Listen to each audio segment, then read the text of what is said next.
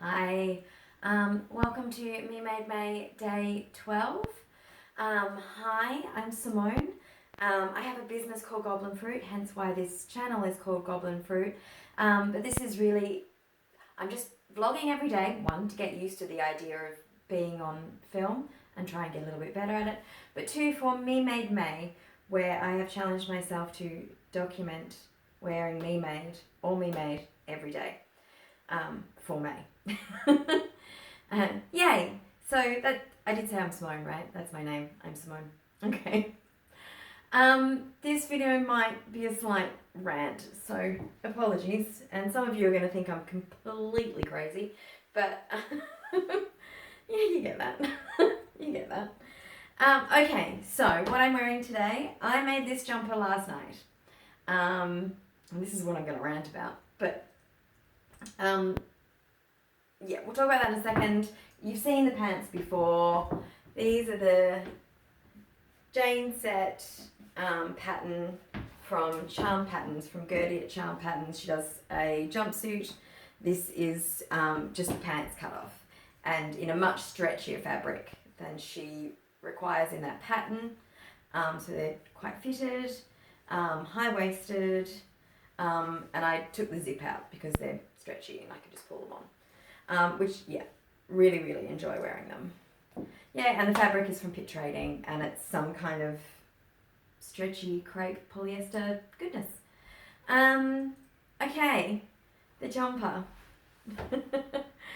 So yesterday I wore the same pattern in this blue jumper, right? And I was like, I really love it. I wear it all the time. It's so soft. It keeps me so nice and warm. I wish I had more of them. So obviously I can make more of them. Also, on watching back the video, I noticed a little black mark down the side. And I was like, this jumper is literally falling apart.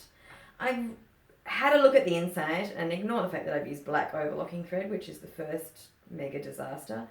I also obviously used it in the last days of my old overlocker, which didn't handle thick fabrics very well, and all of the thread is just gone, daddy gone. So I'm going to have to mend this one. But it re-emphasized that, I really want another one. I've worn it so much, it's fallen apart. And then, when I was at the supermarket last night, I saw these throws on the shelf for $15. So, and like I said, it can be hard to get sort of fashion fabrics in this sort of minky baby blanket stuff. Normally it's like baby blue, baby pink, that kind of stuff.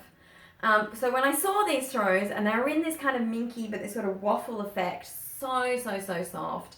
And this ivory is slightly pink tinted, which is such a good colour for me. And then there was a navy blue, but it was like a petrol green navy blue, sort of, really, really beautiful colour. I was so tempted just to buy both of them. I was like, I'll get both of them. I'll make 2 new tops. It'll be great. They're only $15. I was like, no, can't be fun. You're on a budget. Just get one.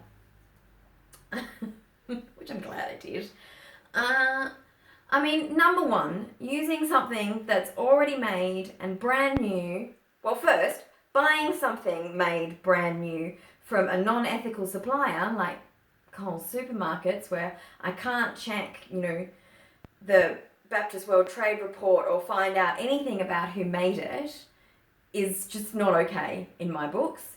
I personally believe that I can't call myself a feminist if I'm willing to let women of the world work under slave labour conditions to make clothes for me so that I can buy them for very, very cheap. I don't think that's okay. So yeah, that's rant number one. So it had already been made by somebody else, and probably incredibly unethically, because it was very, very cheap in a fabric that I know doesn't generally tend to come that cheaply. I mean, it's not expensive, but it's not dirt cheap.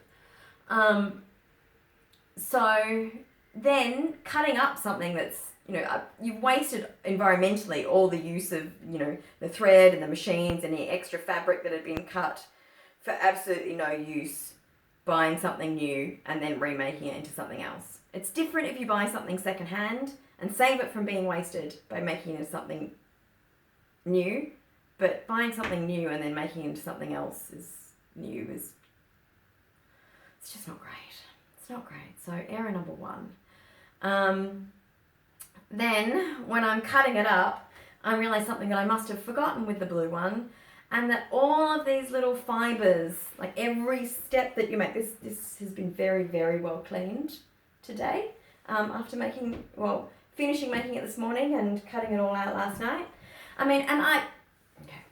Most people have sewing rooms that are predominantly white. I have a sewing room that's predominantly black, and everything shows up. I mean, I can't help myself. I'm a rebel. I have to do the opposite for everybody else. And unfortunately, everybody else tends to do things for really good reasons. That I find out later. I really love it. I love the colour of everything. I love the studio. But every little bit of fluff shows up. And there was piles and piles of fluff. All these little bits that are going to go floating into the environment to be eaten by animals and fish, and it's just great. It's not a good idea. Not a good idea number two. So, yeah, that was bad. Okay. Trying to organise my thoughts. So cutting it up, all these little fluffy bits everywhere. I woke up in the middle of the night last night coughing, like with a tickle in my throat, going, oh my God, I've got the Rona. I'm Australian, it's compulsory that we shorten words. I don't. I'm just experiencing what it's going to be like to be a fish and drink all this in my water. Fibers everywhere. So then, when I cut it out, I realized like there's a backing on the blanket, and also like the top, like the wool throw was double-sided, and there was a backing on it, and so I thought I'll use that as a lining, and I had to anyway, because this actually is, like in all of these inbuilt things, quite sheer. Like it's actually a lot more thinner and more see-through than this fabric. So I cut it out, sort of Tetrised it together because there was only just enough fabric to make this jumper, and then went to bed for the night. So made it this morning to use, like I just laid the throw down and cut it, and this fabric underneath has got a very distinctive pile, which is causing a problem now that I wear it.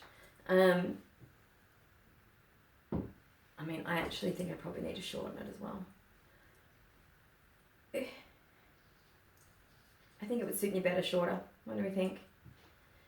Might get more use out of it then. But on the roll of how much use I'm going to get out of it, I'll tell you the other fatal issue. Ugh. So, it's all lined in the fluff. Ugh. Sorry, excuse my stomach. Great, right? Pretty. What a pretty finish. No, bad. Oh, I didn't point out to you what the problem was when I had it on. Anyway. So very distinctive pile. So if you push it up, you can see that it doesn't want to go that way. It wants to go this way. And so running down the front, running down. Perfect. That is how it should be for anything that you're doing like this.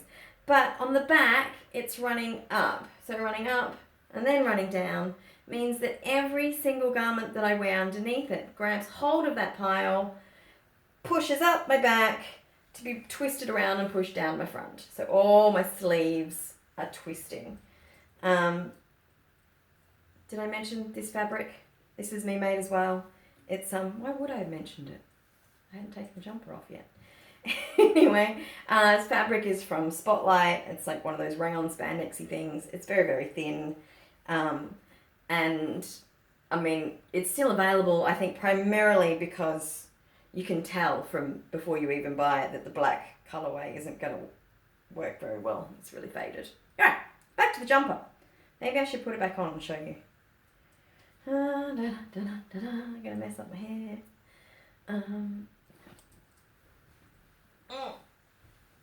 Right. So, I can barely wear anything underneath it because you can see, like, the seam twisting, and I've just put it on. and it's already twisting forward. So you have to constantly push it back and roll those shoulders back, because all it wants to do is creep forward and twist. And it becomes intensely uncomfortable, which means it's an environmental disaster that I can't even get a whole lot of use out of. I mean, I can not wear something underneath that it's going to grab onto. One solution, which means that, you know, if I go out wearing it, I'll never be able to take it off, because it is really, really hot. Also, it's really, really hot, so I'm going to sweat in it, which means it'll have to be washed really often, which means all of these little microfibers are going to go floating around the environment even more often through my water in the washing machine. Alright, folks, so don't make a jumper out of a throw from a supermarket. Maybe even rethink buying fur and fluffy fabrics. Yeah, it's not great. It's not, I mean, you know, I'm very, very partial to the beautiful ocean environment we have in this country. And I come from, when I was a child, and my dad still lives there, lived in Exmouth on the Ningaloo Reef, which is absolutely beautiful reef. I'd really like for, you know, all the sea life there to kind of keep living there for as long as possible. So think about microplastics, people. That's it. That's my rant for today. Yeah. Day 12. Oh, I'm supposed to do all that YouTube stuff. I haven't really done it. You know, comment, subscribe, like. Or not, because I might only do this for a month. See ya.